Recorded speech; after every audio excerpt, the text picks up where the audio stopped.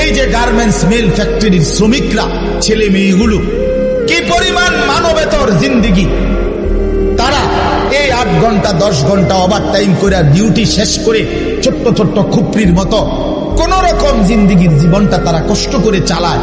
অল্প কয়টা টাকা বেতন পায়, বেতনটার জন্য কত সময় কত আন্দোলন করতে হয় তাদেরকে।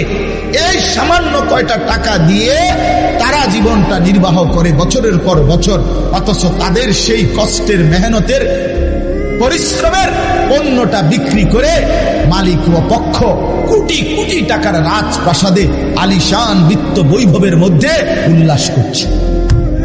আল্লাহ বলেন, বান্দা এই যে ব্যবধান, এটা আমি করছি, এটা আমার ফয়সালা, আমার ইচ্ছা।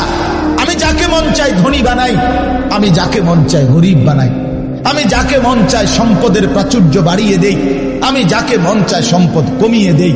আমার বান্দা, এটা তোমার দুনিয়াবি কোনো শিক্ষা, দুনিয়াবি কোনো যোগ্যতা, শারীরিক কোনো দক্ষতা, তোমার মেধার কোনো বিচক্ষণতা নয়, কসম আল্লাহর নয়।